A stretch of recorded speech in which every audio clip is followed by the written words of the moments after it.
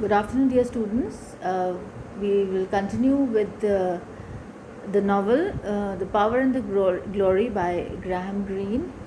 As we already discussed much about the novel, I'll be dealing with a reflection over a few major characters of the novel. Now, let's come to the protagonist of the novel, and that is the whiskey priest. Now, the protagonist of the story, the priest, he is a kind of waging a war on the two fronts, haunted by his sinful past. He struggles internally with deep qualms about himself, and also he is pursued by the authorities. He works to evade capture by the police or as long as he can. So the priest is not a conventional hero here as it has been depicted in many novels and plays earlier. He is at times cowardly, self interested, suspicious, and pleasure oriented. That is to say, he is human. It's generally considered that if a person is human and a person is a hero, then these are the traits which are an integral part of the consciousness of a human being. Now, the extraordinary hardships he has endured on the run from the government for 8 years have transformed him into a much more resilient and mentally strong individual. Although he still carries around with him strong feelings of guilt and worthlessness, so he is self critical almost to a fault. And we can say that this is something which is quite typical of the protagonist of the novel The Power and the Glory. Now, what is remarkable about Greene's depiction of this person is that he refuses to spare us the priest's less than noble side, and yet also convincingly shows his overcoming his weaknesses and performing acts of great heroism. And there's a juxtaposition of these two things we can find in the priest. Now, the most important single act comes near the end of the novel when he decides to accompany the mestizo back across the border to the state in which he is being hunted in order to hear the confession of a dying man.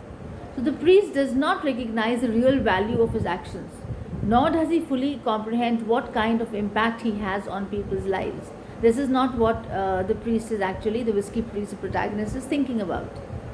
He tends to hear only from those people who have been hurt or disappointed by him in some way or the other. So we have Maria, Brigida, the pious woman. He does not see the many people whose lives have been touched merely by coming into contact with him or hearing about his death. Mr. Tench and the boy are the two most notable examples because the positive influence remains hidden to him and the priest does not have a true insight into the positive lives of these people. So this is something which is really makes us think and ponder about the fact that what exactly value means to the whiskey priest. And therefore, he remains an ordinary humble man till the day of his death. He also feels that he can never be truly penitent for his sexual relationship with Maria since it produced Brigida, his daughter, whom he loves very deeply. So this is a nutshell. In fact, I just wanted to let you know about the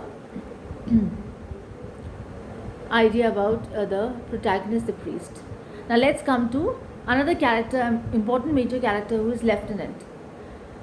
Now the lieutenant is a believer in the law. He is a staunch opponent of the Catholic Church and the priest pursuer. The lieutenant's hatred of the church stems from a traumatic event in his childhood, and it is a memory he wishes to eradicate along with all the vestiges of religion.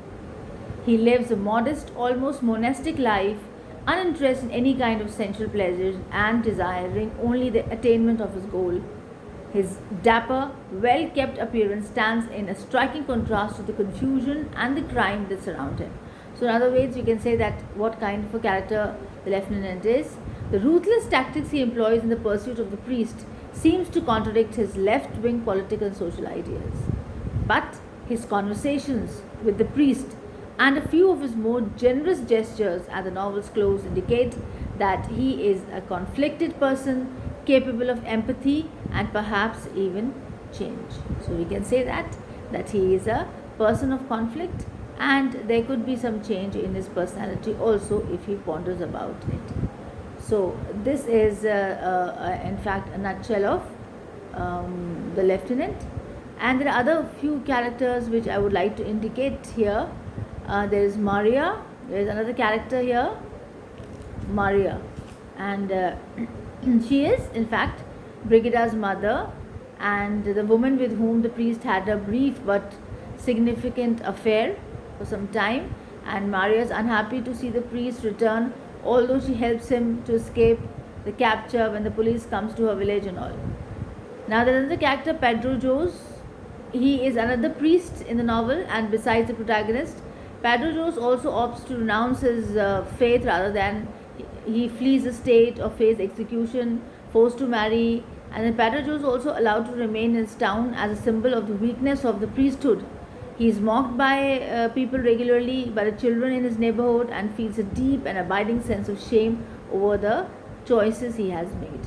So another reflection of this thing, the priesthood or the character, you can say. Now Mestizo is another character in the novel. He is a person the priest meets about halfway through his journey and who continues to reappear throughout his last life of the novel. That is, the Mestizo is from the very beginning a very untrustworthy character. He is intent on betraying the priest. He is occasionally delirious and always calculating. He sees the outlawed priest as opportunity to make money. His yellow eyes and fangs are noteworthy physical features that suggest meanness and evil. And like Judas in the story of Jesus Christ, this Mestizo become an unwitted participant, even a catalyst in a story about one man's path to glory. So we can say that the title of the novel itself indicates that it is a power which moves to glory. And you already know that what happens when we move from one path to the other, that is from power to the glory. It manifests so many other aspects of a life of an individual. Then there is a boy, a youngster growing up in this violent and impoverished land. Character, we don't know the name of the boy, but he's a martyred boy. He meets a priest in the beginning of the novel, and by the end he's impressed by the man. Then he's encouraged, encountered, has become martyr for his faith. He represents human ability to better yourself by teaching its youth. Then Brigida, again, you know that she is the illegitimate daughter of Brigida meets with the father during the stay at a village, and he was mocked because of her parentage, and she is less than thrilled to meet the long lost father and all these things. So apart from all this, we have Gringo, an American outlaw and the other hunted man in this novel, and we also have the other characters of the novel are Captain Fellows, Mrs. Fellow, Mr. Lair, Miss Lair, the woman, the pious woman, and Jeffrey. So in all, this is what the characterization of the novel goes on. Thank you so much.